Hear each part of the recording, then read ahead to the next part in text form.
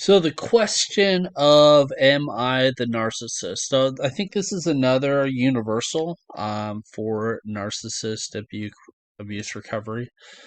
In that process, you're asking yourself, am I the narcissist? And that can cut both ways. You know, that can be a positive, that can be a negative. And it's important to find that balance, as with anything. And it's important not to get stuck on the question, really. So, the question of am I the narcissist in the relationship? Of course, any narcissist will use gaslighting, crazy making, accusing you as a narcissist. And you can look at your behavior, and if you are able to introspect, and more likely not, you're if you're an empath, you're looking at your own behavior. From my perspective, I would prefer that it would be my problem, right? I would prefer that it was my issue bringing to the table because that's actually under my locus of control, right? If it's my behavior, I can be aware of it, I can address it, I can reduce it, and I can bring it into balance. But that would be contingent on both parties looking to evolve and grow, and so it is not a feedback of a disorder expression or maybe a subclinical disorder. You're not doing that to keep the other person off balance in order to keep them under control. Okay, your criticism and your self-reflection are in order to mutually grow, to mutually connect, and synergistically evolve and grow stronger between two people. That's what a natural relationship course does. In a narcissistic relationship, a accusation or insight in somebody else's behavior is designed to keep the other person off balance, and it designed to attain more control because apparently that is the only good in narc world. So the you never admitting fault, never taking responsibility, unless admitting those things is what you need to do in order to keep them in your bubble, right? Keep the other person under control. But for the most part, you don't accept fault at all. And for the most part, it is pushing issues on the other person. If it wasn't for XYZ, I would have never cheated, for example. So, yeah, you're going to ask yourself, well, okay,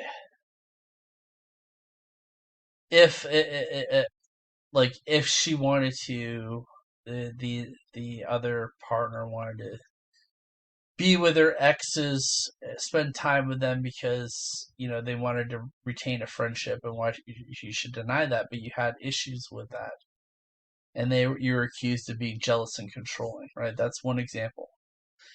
And so you want to resist any inaccurate assessment of you becoming the narc or you adding to this function, which was clearly with time proved to be a gradual degradation, proved to be the time part of the sustained devaluation that is the narcissistic cycle. So the question of your narcissism is partially letting them gaslight you in some cases, in many cases. And so that's a negative.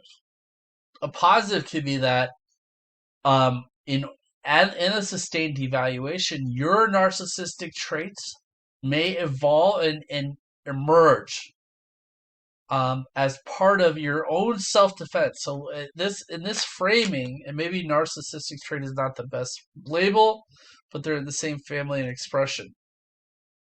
Because narcissism isn't dysfunction is only dysfunctional after a certain point, right? After a certain, so self-assertion and asserting control over your own behavior and bubble is actually healthy, right, to an extent. Once that becomes a absolute obsession, once that becomes the only good, at that point, anything is a means to an end, including absolute abuse of other people, because the only thing that matters is you. So that's when it becomes dysfunctional. But the question of, am I the narc, means that, yes, how did my narcissism emerge at the end in a healthy way to protect me? And could it be dysfunctional as well?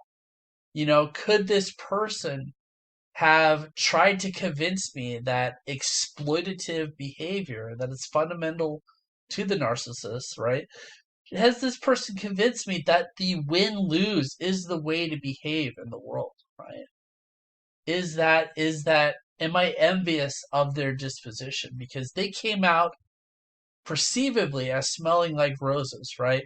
You were totally devastated and they were, happy skipping in their new um, golden period, right? In their new honeymoon.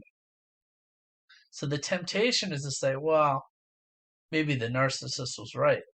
And so the question of if is am I the narcissist is also saying, is my own self boundary become too rigid? Has it been imbalanced? So, you know, you want to reflect back, you want to think back and reflect on your behavior, reflect on how you what role you played in the relationship.